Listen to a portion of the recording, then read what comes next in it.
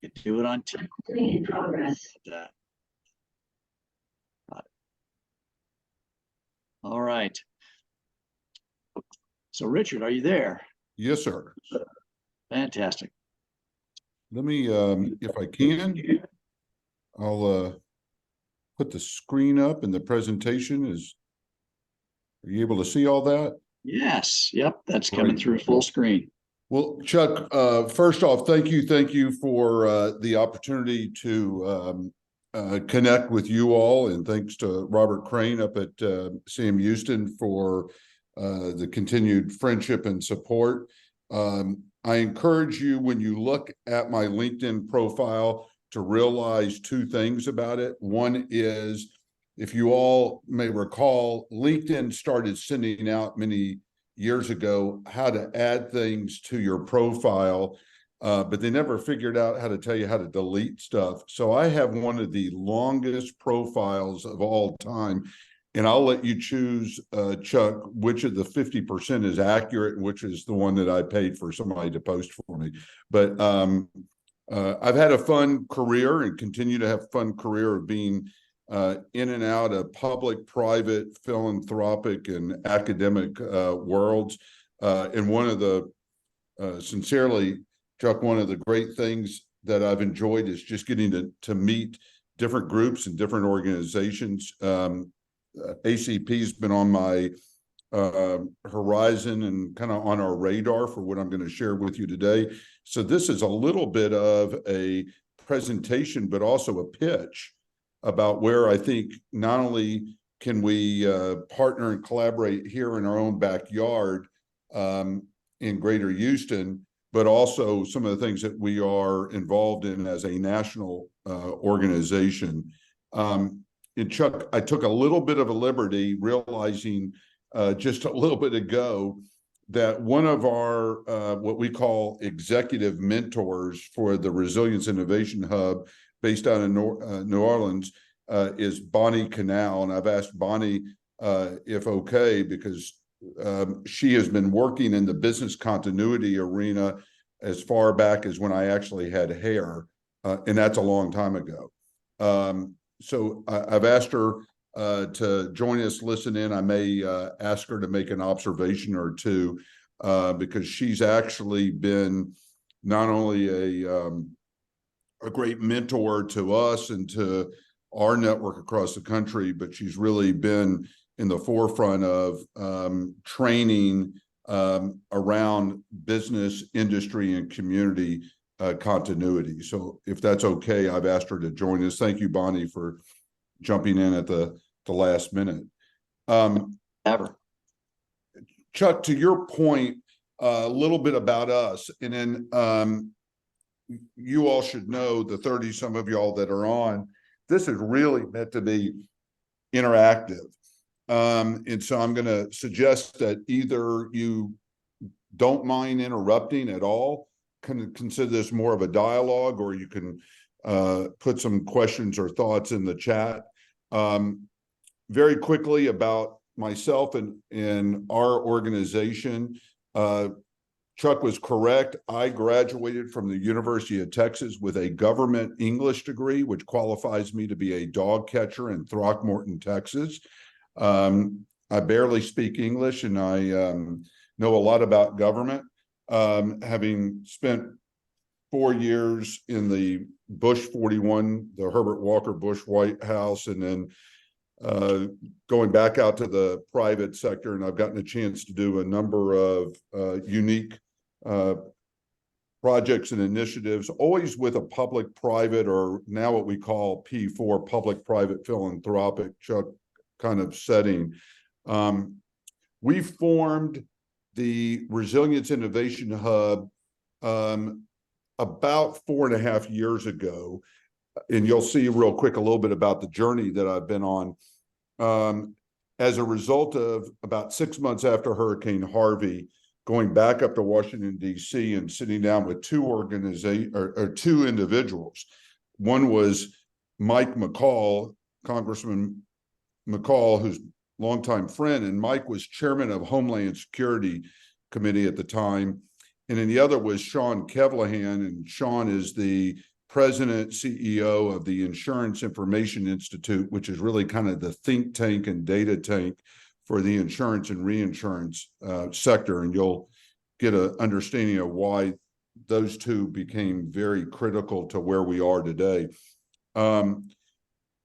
Just very simply, we are also our own kind of umbrella of a public-private partnership. The Resilience Innovation Hub, which is headquartered here in Houston, but is really a national entity, is the 501c3. The ROAR partnership, which you'll hear just a little bit about, is our commercial twin to actually move these types of projects into the marketplace around what we call resilience as a service. And in the Resilience Venture Lab is what you can imagine it to be. And that's where we validate and verify technology, equipment, and data tools to ultimately impact this concept of future-proofing America. Now, it should be as no surprise that as a fourth-generation Houstonian watching from a distance, my hometown flood 3 times, 4 times before Hurricane Harvey.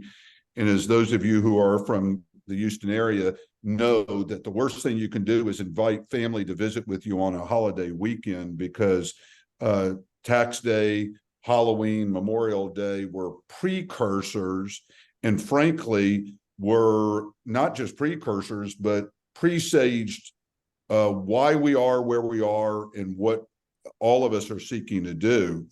But Hurricane Harvey was kind of like a exclamation mark, but it has also become a once and for all, we got to go do something better about all of these types of different disasters. But I want you to note that number of $75 billion in property loss, which made Hurricane Harvey in the top 5 of most expensive disasters in the United States. Oh, wait a minute, Chuck. In the midst of trying to recover and rebuild from Hurricane Harvey, then all of a sudden we had this thing called Storm Uri, which that 500 million in loss claims has actually gone up to just under $1 billion in what was a unexpected ice and snowstorm, as you all recall. But also recall that 10 years before that, we had a hail and ice storm that presaged this to say, wait a minute, we need to be doing something more about our winterization and weatherization. Now, here's the sad truth about Houston and Texas, all right? We go in and out of drought. We are in a drought right now, but we go in and out of droughts in this state more than most people want to realize. And while you see that map of 2021 and most of the drought being to the west of the I-35, corridor, the reality is that droughts impact this region as much as any other part of the state. Then we had in 2021, 2022, 3 back-to-back leaks and explosions on the ship channel that on an average shut down the ship channel with a loss of about $100 million a day of lost revenue in activities. Then we flood periodically still. Oops, wait a minute, Chuck. Then we had COVID. And no one expected COVID. No one predicted COVID. Although, by the way, we did have the avian flu and the other viruses before to tell us that there was something that could in the future be similar or worse. And then, of course, we had Uri. The only thing that Houston hasn't had are locusts and frogs. And if we sit around long enough, biblically, that will probably occur. And why I'm emphasizing this is you all know as continuity professionals that it's one thing to handle maybe every once in a while some form of a peril or disaster or threat. and you're able to recover and get going on to your day in and day out jobs. That's over, folks. We're in a perpetual cycle. We're in a big urban area with a very interesting set of dynamics of what comes into us weather-wise from the inland areas north of us to what comes off of the ship channel, what comes off of the Gulf of Mexico, and now a pattern that's coming to the southwest of us out of Mexico and the Pacific. So this is not going to go away. And it's a different set of disasters. The only thing that isn't on here is our work on cyber security and our focus on operational cyber security, which all of y'all know that the Colonial Pipeline scenario was probably the one that really put business continuity focused on not just these physical disasters, but the virtual and digital. So what drives our work and effort, Chuck, in our conversation today is that since the 1980s, there's been well over $4 trillion of loss claims.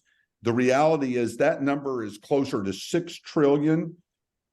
The additional 2 trillion is underreported or unreported losses and impacts on communities, operations, and assets. I don't care if it's 4 trillion or 6 trillion. When you put a T behind something, it is beyond measure. And so 2 years ago, 2021, is when Frank Nutter, the head of the Reinsurance Association of America, testified publicly in a joint hearing where he declared very openly, and this was at the time, because you're going to hear some numbers here, he declared at the time that it was about, 2-something trillion, 3 trillion. And that the insurance and reinsurance, mortgage, traditional financing, much less FEMA and the federal government, the model was broken and remains broken. There's no way that a sector can take on this much continual loss, one after another, and have a model that works. So that was the very first time that the industry really declared that there was something broken in the model. That's the same thing that FEMA and the federal government have now openly declared, that this model is just not going to work when you have this many billion-dollar back-to-back and sometimes overlapping disasters. This idea of future-proofing, you can read these. This is just reconfirming that the cost of these natural disasters is shifting the mindset. There's a big pivot underway that's been quietly emerging for the past 4 years that we've been tracking, that we've been sitting in confidential, conversations that now have become more public. You all know that around us in other states, the insurance industry is abandoning the marketplace. Florida, Louisiana, California, Oregon. You either can't get the insurance or it's so expensive that it's just phenomenally separating the marketplace. Rates are going up, and very openly, not only in this call, but others, I have said to the insurance reinsurance industry, that's their decision to do. It's got some political issues with it that they have to deal with, not my, nothing I can do there. But we are focused on the other side of the two-sided coin. So one side we've learned is, raise rates, leave markets. The other is come up with new types of coverage, new types of financing, but also to co-invest.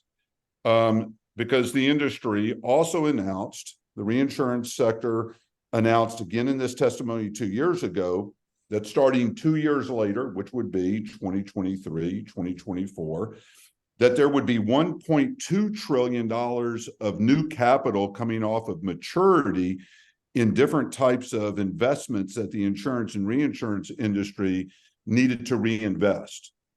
And Chuck, self-interest is a hell of a motivator. It's a motivator for you all and your companies. It's a motivator for government and communities. And I am a big fan of openly declared self-interest, because that's the only way that we believe what I'm going to share with you will actually come to fruition. So 2 years ago, that testimony occurred. And as a reaction to it, a piece of legislation was put in place called the Community Disaster Resilience Zone Act. It passed with similar bipartisan support, meaning equal to the numbers of folks that passed the infrastructure bill were the same amount of votes in favor, bipartisan-wise, for the passage of the Community Disaster Resilience Zone Act. President Biden signed it on December 21st of this past year, and we've been working quietly through last year and now very publicly this year on helping roll out these community disaster resilience zones. And you all can read faster than I can, but the focus of the legislation is to require that FEMA, with the White House, designate census tracts across the United States that are defined as most at risk, most in need, meaning high disaster vulnerability coupled with high social vulnerability. And this now is codified in law for the next 5 years. But what the legislation also required is a whole of government approach to changing how we do disaster recovery, rebuilding, and mitigation, which is a polite way of saying that we have gotten ourselves locked perpetually into response, which is appropriate, recovery, which is appropriate, but the cost for rebuilding is now overwhelming the system. So much so that Wharton up at University of Pennsylvania, the national academies, McKinsey, in any number of reports that you can find, essentially have said that it's a 1 to 6 or better cost benefit if you invest ahead of the curve, because having to come in and constantly rebuild is just no longer feasible. And by the way, from a business continuity, industry continuity perspective, whether it's hit your bottom lines or not, trust me, if it hadn't hit in 23, it will hit in 24. Your companies will receive an increase in their insurance, whether it's insurance or reinsurance. If you're self-insured, the cost of it is going up. Mortgages are now going to be tied to your ability to show that your facilities and buildings are financeable in a way that makes them pre-disaster risk mitigated. And that is our definition of resilience. So the Reinsurance Association became an advocate. We joined that advocacy, and we are now working with FEMA, the White House, and whole of government, having held 2 roundtables with about 160 individuals total in Washington, D.C., to begin to bring the public, private, and philanthropic sectors together. Now, we're not without best practices that some of you have implemented, best practices across the country. And one of those is a place called Babcock Ranch, which I bet every one of you has heard of, but let me recall why you heard of Babcock Ranch. So a fellow named Sid Kiston, 2-time NFL football player, buys that 10,000 acres of land that you see just to the west, 24 miles inland from this area that you know about. You can see where it is, Fort Myers and all, bought it. But he designed it to withstand the direct hit of a Category 3 hurricane, never expecting that after he opened the doors on 1,500 homes in the first plot of the land, that he would be tested. And so the reason why you all know Babcock Ranch is CNN, 60 Minutes, every newspaper in this town in Houston covered that. If you recall, there was only one place that took a direct hit from a Hurricane 3 that only lost a few tiles, a few palm trees, but never lost power, never lost water, never flooded. Basically, after the eye passed, they were back to normal. And that to us is an exemplar of this idea of future proofing. Babcock Ranch was designed purposely to withstand the direct hit of a Hurricane 3, but it also cost about 30 to 35% more to build out what they did. However, all of that cost has now been absorbed by the tax credits and tax incentives. And oddly enough, while all the insurance and reinsurance guys are bailing out of Florida, they are all in Babcock Ranch now talking to homeowners and the businesses about the coverage that could be applied, because they proved out that they could diminish the risk in the loss claims. So we formed Future Proofing America under our 501c3. We are a mission-focused, neutral facilitator and convening where markets often don't exist just yet, or they need to be scaled. And so Future Proofing America has these 4 innovation pillars: designing new types of real estate packages, and you'll see that in a second. Second of all is, how do you innovate those packages into the real estate marketplace, which are the buildings and facilities that all of y'all sit in. How do you innovate the development delivery of it? Okay, I can design it. I can prove that financially it can be invested in and moved into the marketplace. I can deliver and operate it. And then how do you ultimately create a new standard? LEED certification is an important certification for you all and your buildings and facilities, but LEED certification is a one and done. And so what we've been listening to, Chuck and folks, is that there is a missing standard to help apply this idea of pre-disaster risk mitigation, not just into the brick and mortar, but also for the people that go in and out of those buildings, meaning the continuity of operations.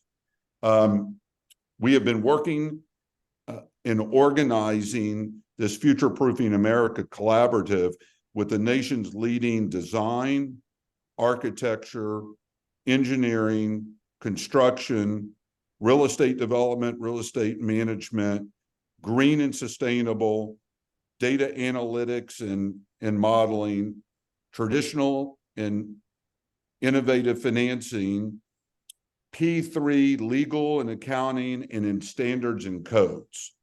So for example, Gensler, based here in Houston, which is the largest global design and architecture firm, is a part of this, and there will be others that will be announcing who are committed to this. So what is it? It's your campuses, it's your facilities, it's your operations that are being looked at to say, can we create these branded templates for future proofing that not only look at the bricks and sticks, but also look at the individuals, the employees, the health and well-being of the air and water quality, but not just on your campuses, but to be able to take a look at 5, 10, 15, 20 miles plus beyond your corporate campus to also determine how the community creates this setting for future proofing. One other example, because we're here in Houston, we've looked at another template called the Smart Watershed. We know what the Harris County Flood Control District is working on. The only problem, and we've said this publicly, so this is not meant to be offensive, this is very public comment, okay? There are 6,700 detention retention ponds, many on your own corporate campuses or next to your buildings. The sad truth is that Harris County Flood Control District, the city of Houston, and the state are attempting to mitigate floods in the future on only 30% of the assets that are available to them.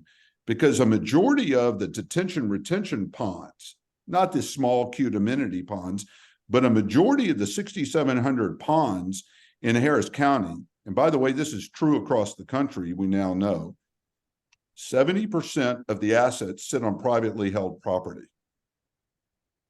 Now, after they permit it, there's really nothing else that these elected and appointed officials can do. And what we've been begging them, and we're getting close, it's been successful in Florida and up in Virginia and Maryland around the Chesapeake Bay.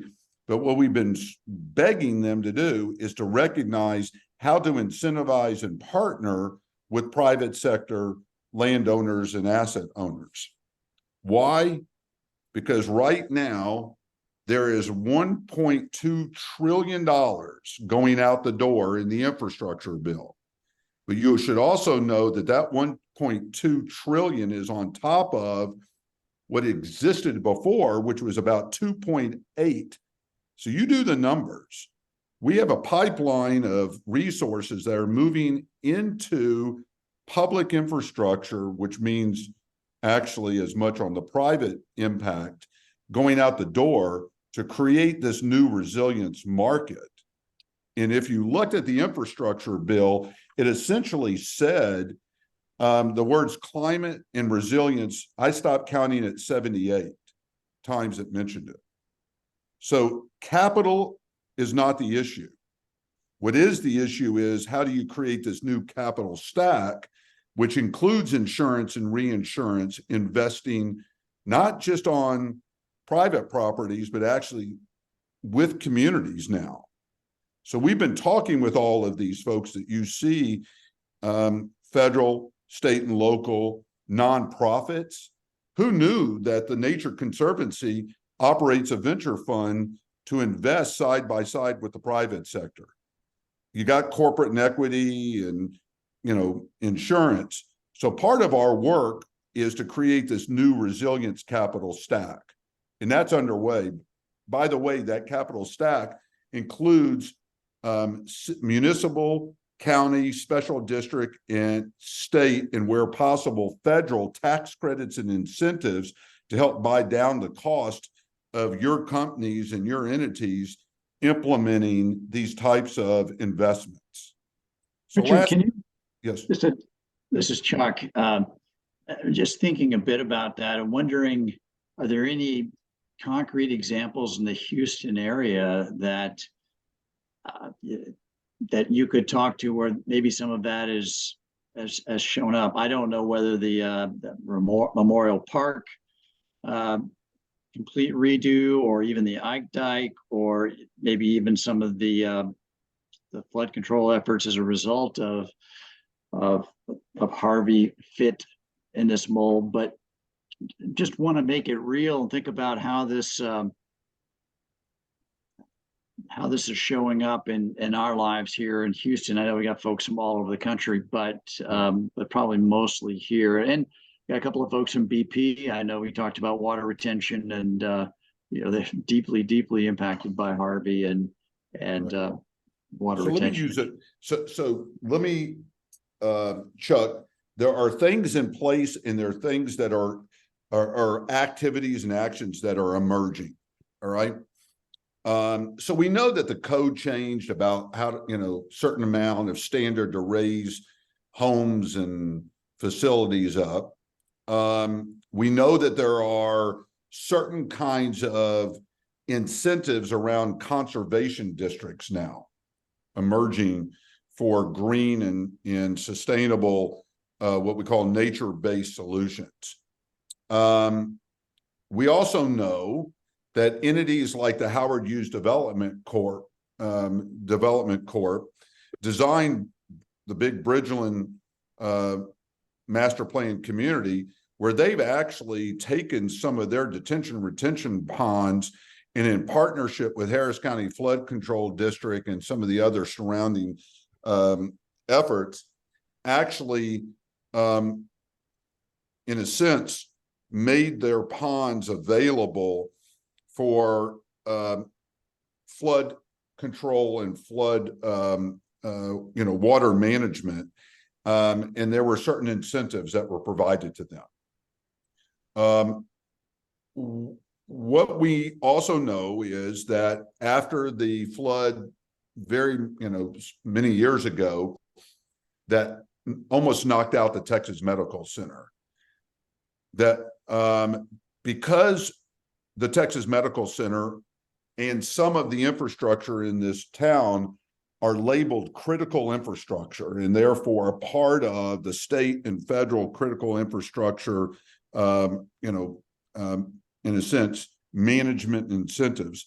There are a certain amount of funds that are available in some of these or some of the more recent programs, but especially the new programs. There's a certain amount of funding for critical infrastructure that is still privately held. So to answer your question, we have certain incentives already in place. We have certain resources that are in place. However, and Chuck, hopefully this is not dodging it, but to be very direct about it, this is such an evolution and a pivot right now that everything that I am sharing with you is now in a stage of adoption. And that's the reason why ACP is so critical to us, is because the reason why I have been wanting to have this opportunity to visit with y'all and show y'all, this isn't a vision, this isn't a concept. We're doing it, we're moving forward, and we're being encouraged to move even faster than we want to. It's because, to be very, again, direct about it, if the reinsurance industry had to pay on COVID under business continuity coverage, they were going to have to go to Congress and ask for the largest corporate bailout ever in the history of this country. So what's really unfolding, for which I believe ACP can help us shape this the right way, because you all are boots on the ground. A bunch of guys sitting in a cubicle in the wrong place at the wrong time can come up with a solution without any understanding of what boots on the ground. And that's what we're saying to ACP through this presentation is, Chuck, there are certain examples that have been applied right now. The door is wide open for all of us to comment on rules and regulations, but most importantly, what we're doing is we're establishing these public-private partnership models where the private sector should actually be unleashed to do what it can do best without some regulation telling it how to do it. That's about as point blank as I can be. Yep. All right. And so, first of all, I do think you're right. This group will probably have the best perspective of where we have insurance, don't have insurance, and other than the C-suite person that negotiates those, but they don't see and they don't study all of the disasters that occur around us and have a full appreciation for where we might have opportunities for that kind of mitigative impact and investment, and then also where the impact to insurance or where insurance kind of fits in. So, right. I want to take a liberty because I'm watching Bonnie. So Bonnie, I'm going to call on you in a second. Get ready. Chuck, I think I told you in our pre-brief that there's 3 words that were not put into my birth certificate: shy, demure, and patient. So this is really being stated in all serious humility. I know what we're putting together. I know the people and the organizations that we're lining up. I also know that those that are on this phone have significant insight and capacity to understand a whole set of things that sometimes others within the corporate setting don't. What I am politely offering is for you all to exploit what we're doing in the most positive sense of the word, because we are talking to the C-suite of the major insurance and reinsurance companies. We're talking with the C-suite of the architecture, engineering, construction world. And we want to do everything possible to support continuity professionals in their jobs, but also to provide a means to talk with other parts of the C-suite, because I now can tell you that the COOs and the CFOs, Chuck, that we've talked with are saying to me in confidence and sometimes very publicly, Richard, let me tell you what this is doing to our bottom line. And when you start talking about marginal cost of doing business, whether it's a shareholder value for a publicly traded company or not, this is underway. And we felt that by doing the past 4 years of listening and pulling together things like what I'm showing now, 32 billion data points on data that I think would surprise you all that we've been able to assemble, including the National Risk Index, and a whole set of other data. I would like us to be seen as strategic value to ACP and turn to ACP members to give us some real world boots on the ground ways for us to be successful in what we're trying to do here. I'm going to roll just one or two other things, and then I really want this to be, because I know we're going to run out of time fairly soon. But we assembled what's called the Resilience Data Exchange in partnership with our folks at Statebook. Statebook originally started as a site location consulting data, for companies and entities to make decisions on where they ought to locate or expand. It's gone well beyond that. So we've assembled literally 32 billion and growing, but we've assembled 2 or 3 other things that I wanted to share with y'all, because I think it also supports the continuity professional in their work, because it's fact driven, and it's fact driven in a way that, unless somebody doesn't want to believe in the facts, and that's one of the problems right now, but it's fact driven and it's also modeled. So we have taken all of this data, traditional employment, Department of Commerce, you name it, and we're able to now run different types of scenarios to say, if you do nothing as it relates to climate, if you do something, if you do everything, this is how it begins to play out for your specific geography, your longitude, your latitude, your census tract, your county. But then what we also added was Howard W. Buffett, Warren Buffett's grandson. A bunch of us have been working with Howard confidentially, and it's now become public. What Howard did up at Columbia University, Chuck, is he didn't think an ESG score was enough. That made people feel really good about hitting certain metrics on their ESG.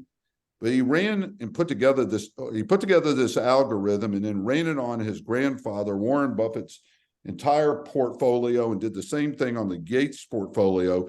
And essentially, we have a high-level way of actually putting a very specific dollar rate of return on making these kinds of investments.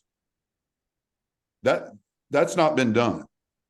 There's kind of makes me feel good, which is appropriate.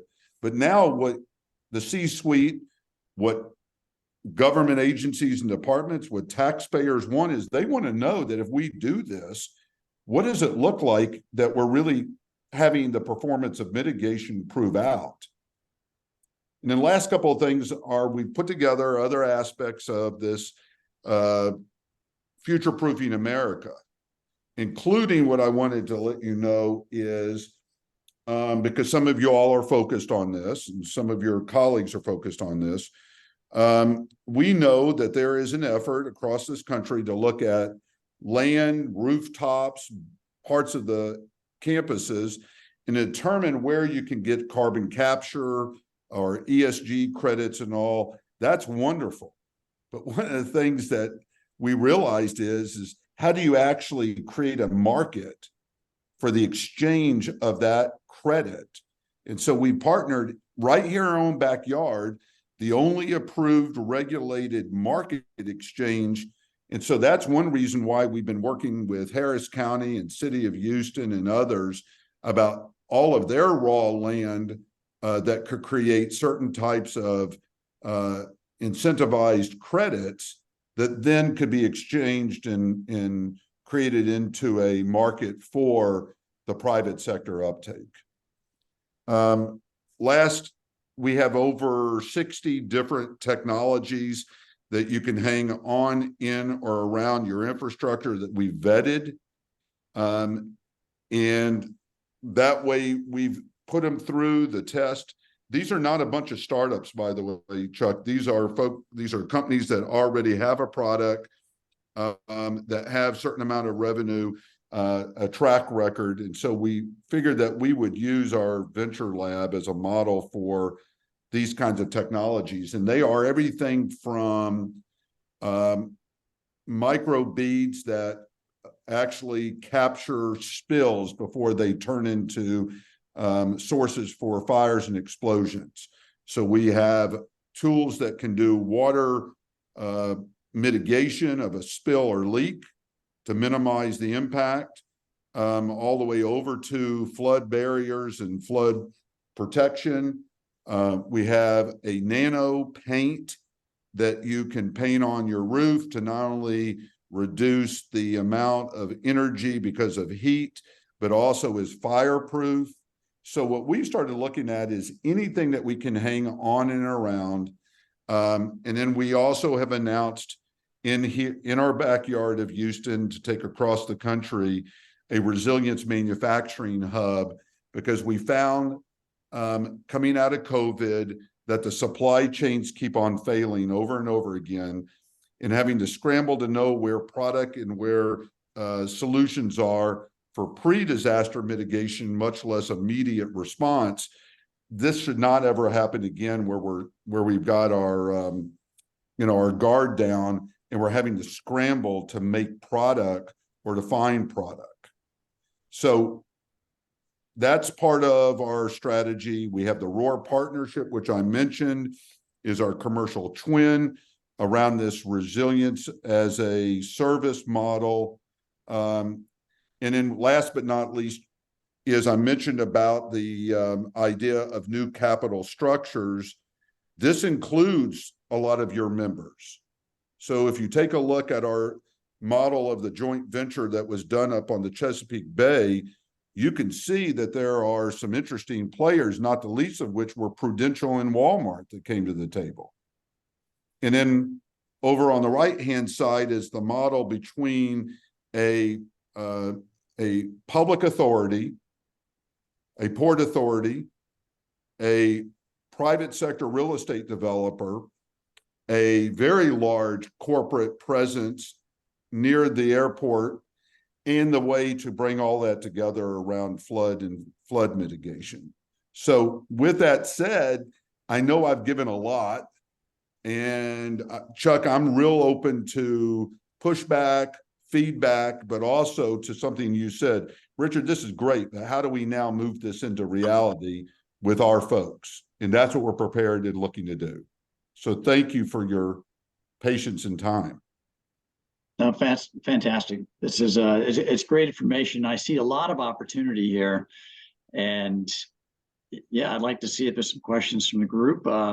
Maybe give Bonnie a chance to weigh in too on some things that she wants to emphasize, and I've got a couple of questions as well. Yeah, why would Richard let me talk at all? He invites me to come, and why does he let me talk? And so you can shake your head, Richard. So for those that don't know, my name's Bonnie Canal. I used to serve as the National Board Chair for the Association of Continuity Professionals for 5 years. So I'm a little bit familiar with this organization. I'd like to say hello to my friends, especially Mr. Carver, who I saw was on here. Love me some Mr. Carver very much. And so I currently serve on the DRI Foundation board. I'm a DRI instructor.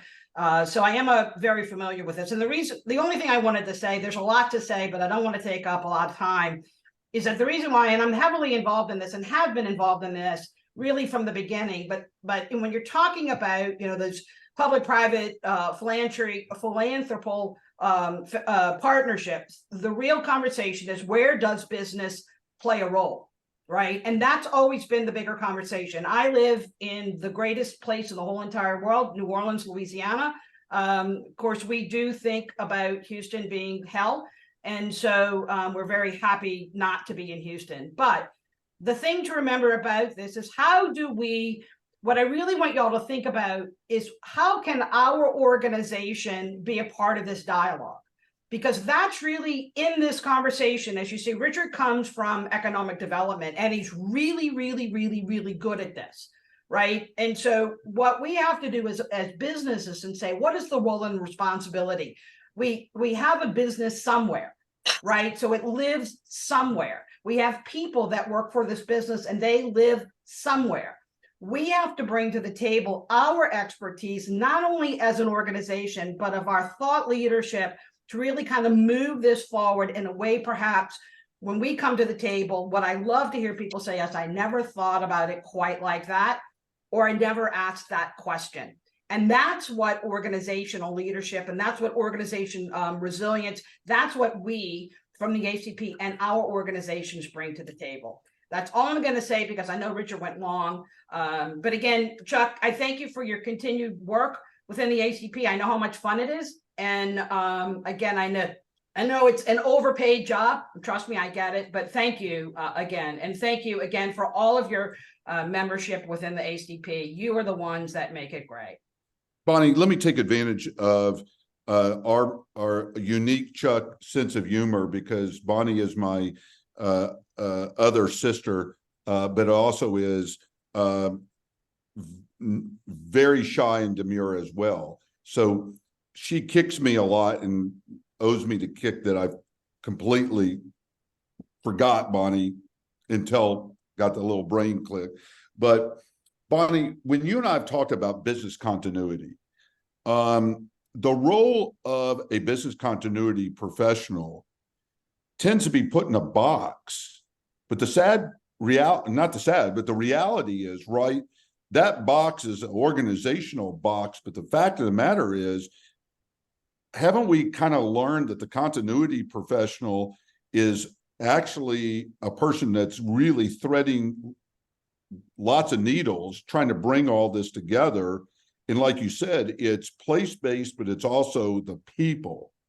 So when you and I have talked about this, I guess one of the questions I would put to you and to those that are on the call is, we want to get this presentation out, Chuck. And then what I would love to do is try to form a working group that really works with Bonnie and I and others, and to essentially say, where can we do some pilots? And not because we're trying to kind of put our toe in the water. It's because we know that you all know this. Y'all know this phenomenally better than anybody. How do we build confidence in the marketplace to scale what we're trying to do? Am I saying that right, Bonnie? Yeah, and this idea is, you know, I've been doing this essentially my whole life. I've come into the IT sector and crawfished into this after Katrina. But this idea is, we know that our business continuity role is changing, and we're looking at more from just ITDR into this concept of organizational resilience. And how does this fit into the concept of risk, and how does this all work? So that's really where we're seeing the profession itself start to move, because it really is starting to be larger, because there's the cost to this risk is getting greater. So I agree. And I think that, you know, and Chuck, you talked about the folks at BP. I've worked with BP in the past.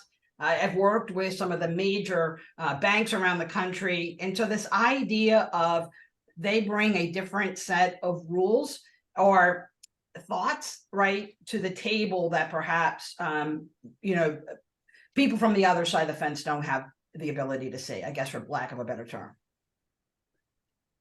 Yeah, I would agree.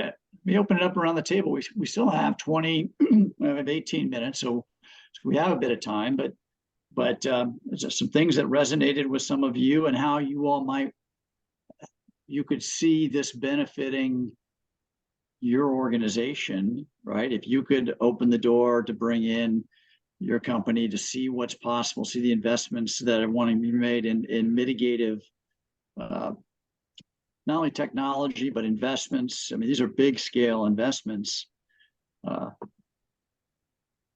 Yeah, any other thoughts around the table on that?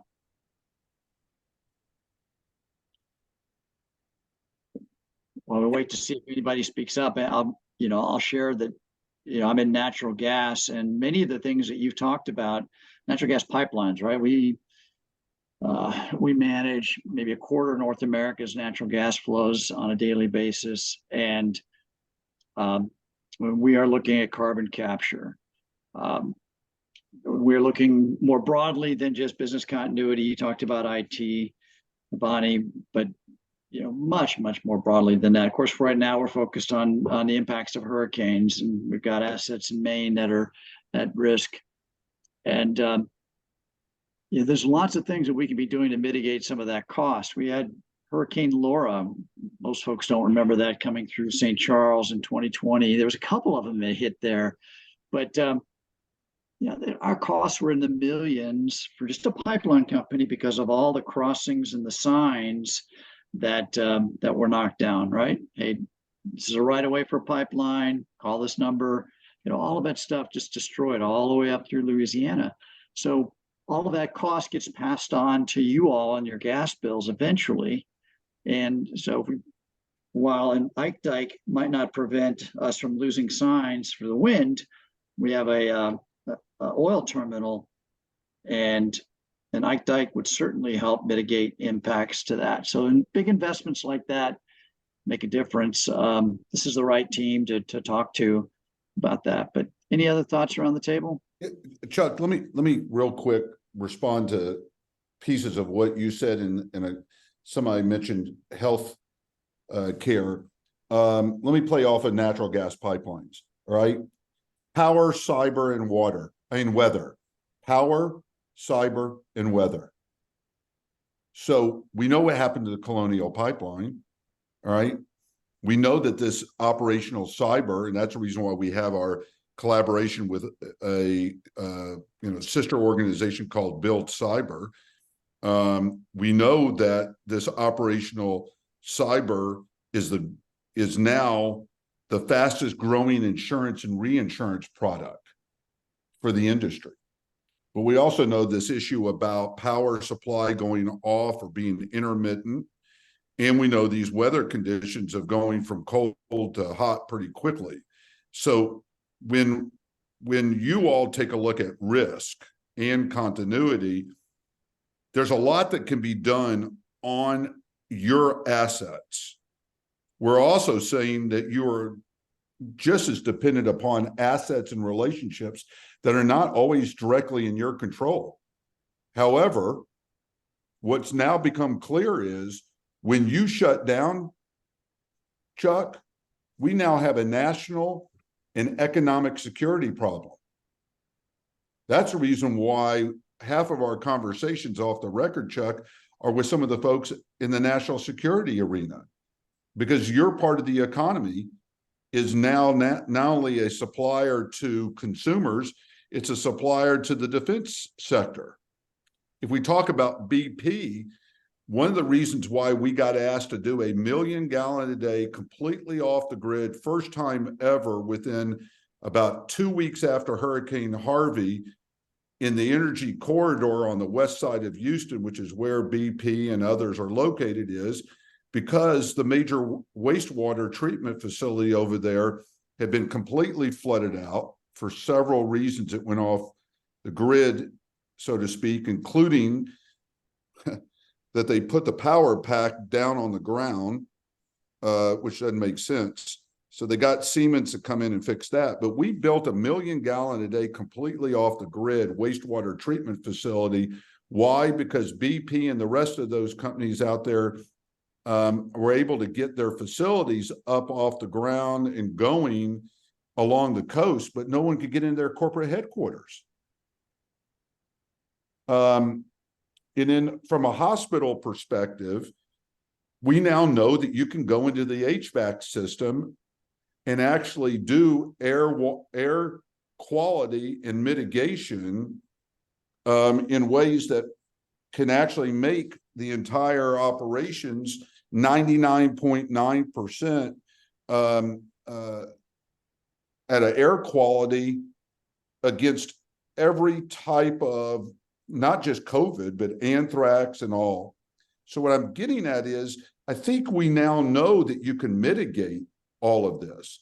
It's a question of how to sell it, because it seems to be expensive, when in reality it's not. There's ways to bring down the cost, but what's the cost of not having an operational unit to the shareholder?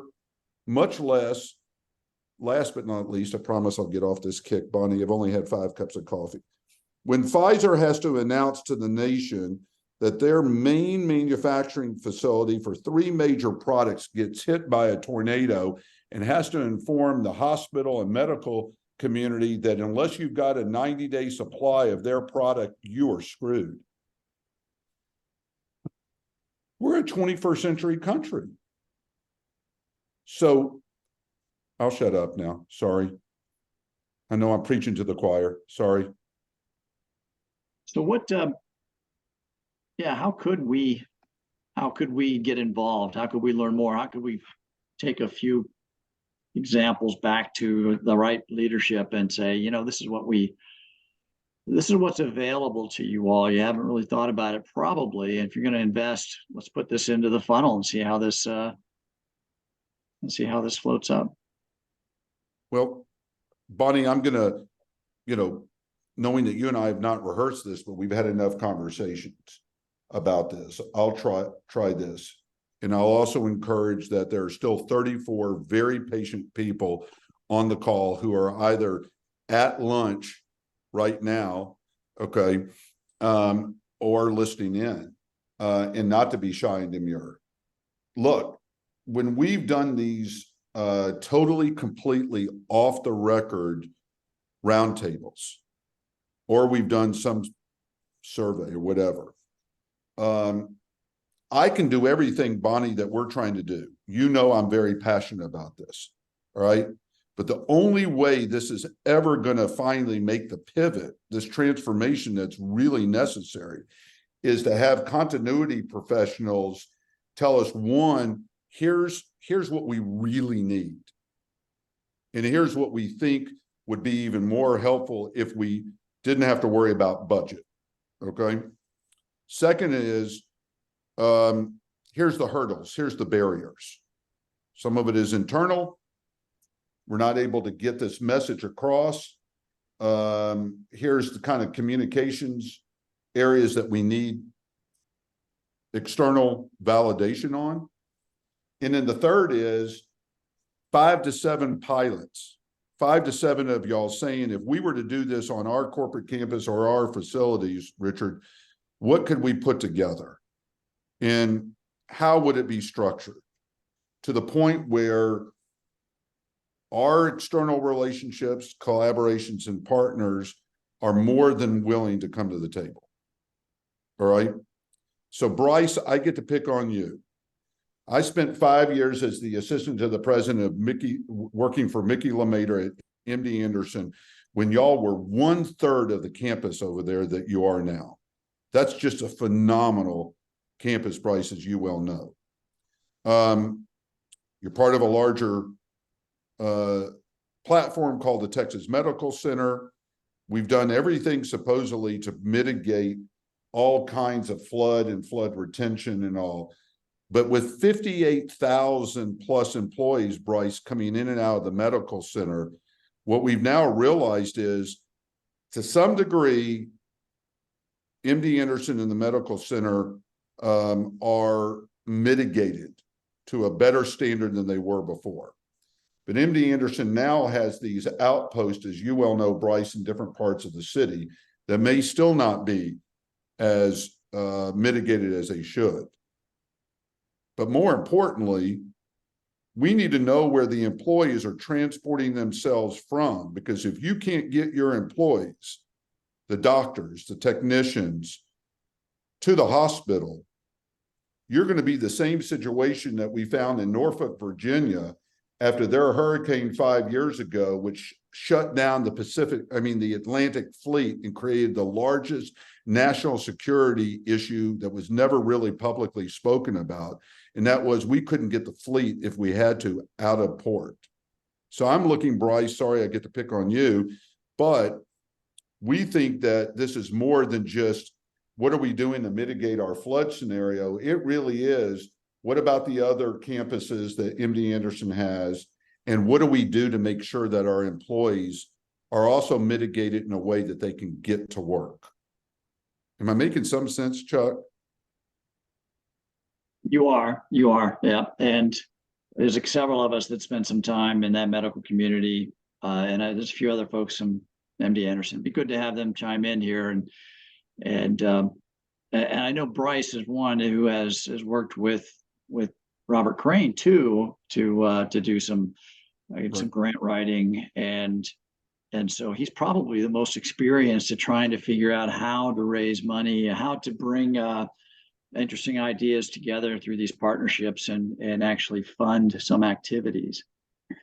I know there's people from Weatherford, and I know that there's, oh, all right, Bryce, we picked on you. I mean, I know you had your head down taking a nap over there, so okay.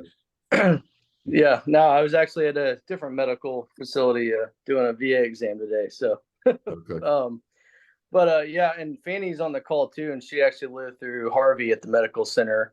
And there were a lot of lessons learned from that regarding employee transport. We had the benefit of having our own police force as a university system. Yep. So we were able to procure some high water vehicles through them post Harvey.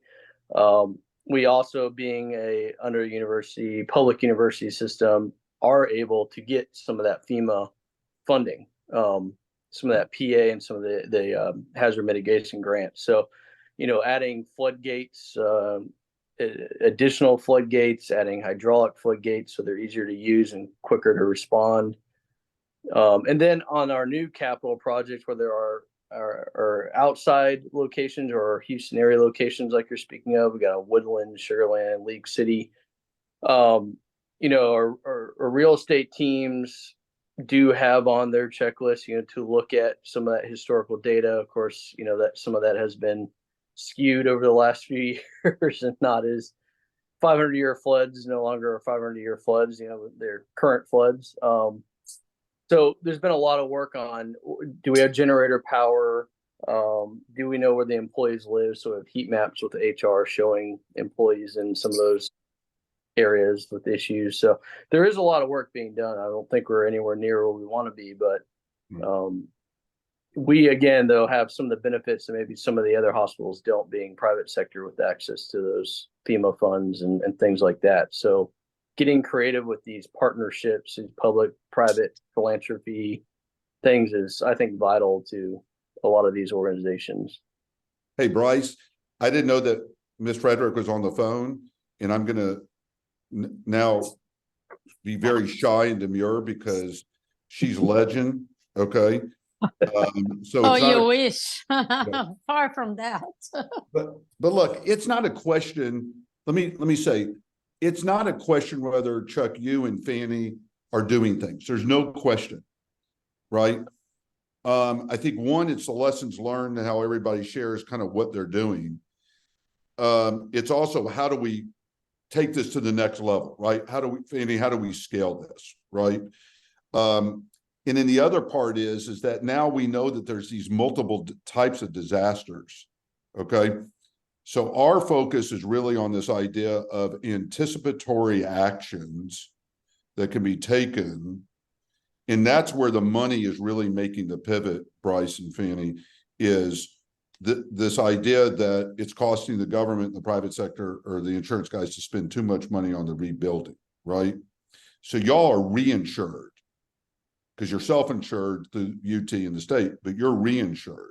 And that's where we've been talking to the C-suite and the reinsurance guys, not the local broker. We've been talking to the C-suite, who are saying to us, this is what we want to try to do. We want to incentivize our policyholders to partner in de-risking so that our self-interest of not having to write claim checks can be but also people want to have their business operations. Feeney, am I making some sense? Yeah, I think as Bryce mentioned for us, because I don't want to hijack the conversation because this is just like a side conversation that we can have. But I think there's a whole lot of, for us being on the state, we have certain advantages. We're in the process of updating our hazard mitigation plan. So I welcome ideas. I would love to have a conversation with you about some ideas and projects where we can do. You mentioned roofs, you mentioned some different type of paint, so some stuff that we can talk on the side. But there is a lot of work that can be done, as Chuck knows, within the medical center, bringing all those institutions together, because this is not happening. So that's an opportunity there. Right. And in the other industries, I know we have less than 2 minutes, Chuck, but I know Weatherford's on here, and we've had a chance to talk with one of the colleagues about some of the things that Weatherford's doing. I think, Chuck, there's some conversations about, the natural gas pipelines and what that means for the, up, mid, and downstream worlds that y'all live in. What are the other, just real quick, just so I know, some of the other company or sectors that are on the phone with us? Yeah, we've got a few folks that are in consulting, and mostly to industrial and chemical companies. And let's see, we've also got I think a few folks that have joined from, or at least had signed up initially from financial institutions, and they do business continuity at a whole nother level, right? Their systems cannot go down, they cannot lose data. And so there's always a lot of rigor there. Always jealous when folks make a move into that space. We want to try to recruit them out of that. Is somebody from one of the banking institutions, mortgage? If somebody can raise their hand or just interrupt, who's from the financial services that's on the call with us? If they can raise their hand, they may now be shy completely for being picked out.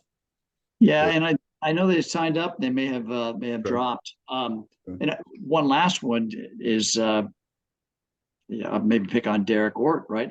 So many of us rely on hurricane predictions and bad weather of any sort across the company. We rely on them for just letting us know about a lightning strike before we do a heavy lift in the middle of Virginia. So Storm Geo is represented. And who represents them? Who's on the call?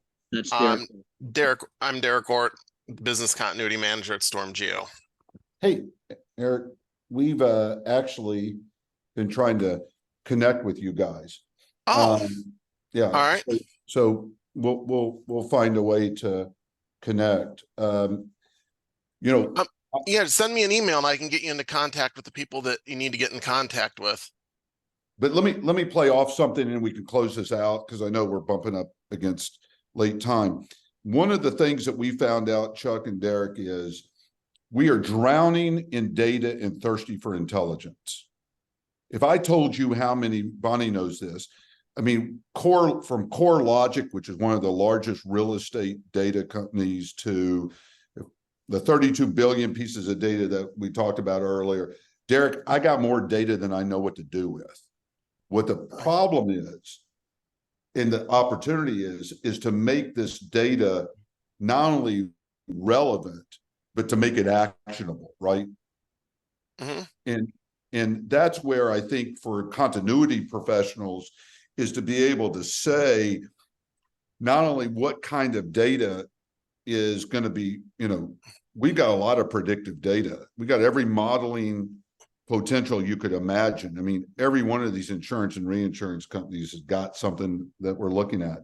But I think, Chuck, again, one of the questions and maybe one of the pieces that we can come back with to this group is to take a look at the data and how to make the data actionable from a business continuity, where we're saying if we knew this beforehand and we can know what we need to be doing ahead of the curve, right, then it will minimize the impact of what we're having to do on our response and rebuild. But I just offered, Chuck, that with Bonnie, we would like to work with, you know, I'm lazy, I don't mind traveling, but if it's in my own backyard, we'd like to talk about some things that we have underway here in Houston as national pilots, but we also want to further connect in to ACP, really to take a look at, you know, everything from, you know, energy, health, you know, industrial, chemical, manufacturing, the representation, and to really get some ground truthing to what we're trying to do, but also have y'all exploit, in a very positive sense of the word, how we, you know, how we move forward. Okay. Sounds good. Yep, that sounds great. And thank you so much, both you and Bonnie. We do have a speaker gift. We've got the ACP mug.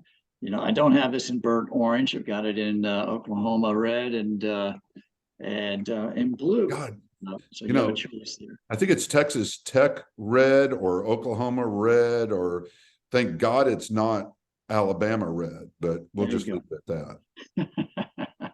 Carrie And Griffith has her hand up.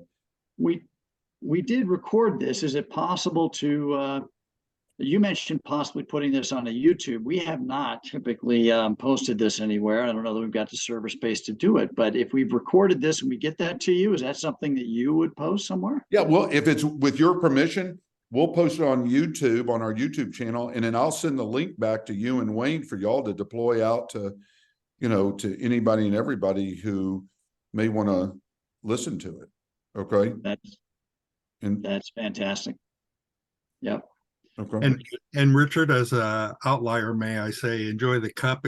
It's a kind of a go big red color. There's a Husker in every group.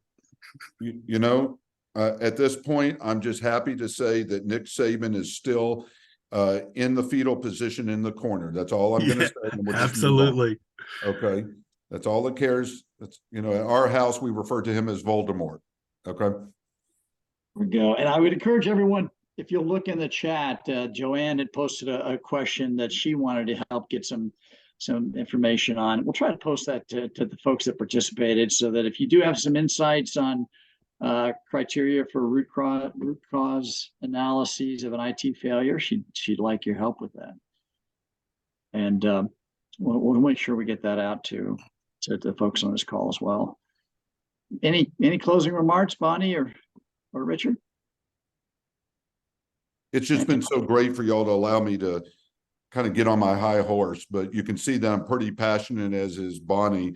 And I think what's really driving our passion is the money's there, the technology is there, the need is there.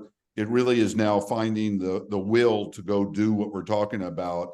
And I think we can work with you all, Chuck, and who you represent, in hopefully supporting you all in your work.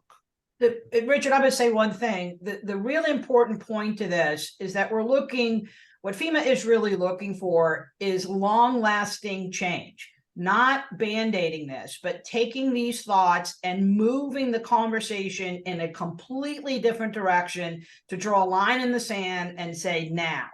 And that's really what's important about this, is that having been doing this a long time and live like you in a very fun place to live, because it's always something here. It's, you know, it's always something.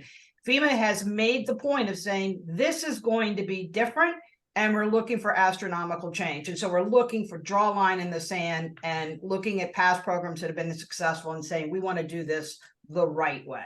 And that's really, really, really important. All the other stuff that he gives you all the data. He's great at that. But to me, what my buy-in is this going to matter? Right. And it is. That's what FEMA says. They want this to matter. So that's important. And I think, Bonnie, we heard that from the Urban Land Institute, which is the major real estate, you know, developers, the facilities folks. So I thank you for emphasizing it. It's a transformational moment. And if we don't grab it, it's our blame for what we're sending to the next generation. We have a generational moment in all seriousness. So absolutely. thank you, Chuck, for allowing us. Absolutely. No, fantastic presentation. Thank you both, and good conversation too. Thanks for pulling out of folks as well. Richard. Great. All We look right. forward to following up. Chuck, again, thank you for y'all's hospitality. Like I said, it's been long in coming. We weren't just ready. I think we're ready now, and hopefully this will spur some individual and collective conversation about, let's really take this to the next step. Okay. But thank you so much for your hospitality and for including us. And Bonnie, thank you for jumping on. Again, I apologize for that sudden, like, oh crap, moment. So, yeah. Very good. Thank Thank you you. And we'll make sure we get this out to you all and get it posted and let the folks know. And you're welcome to come to some of our meetings as well, any of our meetings, and continue the conversation too. Oh, I promise you, Chuck, when I hang up, we're going to start looking at some dates and doing some whiteboarding over here in my office, and I'll pay for breakfast or lunch. Okay. Sounds good. Okay. Thank you all. Well, Be thanks for a little safe. bit of extra time. Thank you. All right. Great meeting. Thanks so much. Have a Hey, great Chuck. week. Yes. Chuck, Terry Gitlin, San Francisco ACP. So thank you once again for your wonderful hospitality. You guys always put on great programs. Thank Oh, you. thank you. Thank you for that. I'm glad you could join for sure. Absolutely. And please include us on in any sessions that you all might have too. I would love to get the word out if that's at all possible. I will. I'll try to encourage that with our leadership team. I think they share it through the national, but that's not the same. So. Okay. Now, if it goes through news and views, then we should be aware of it. Okay. Very good. Thank you, Chuck. Okay. All right. Bye-bye all.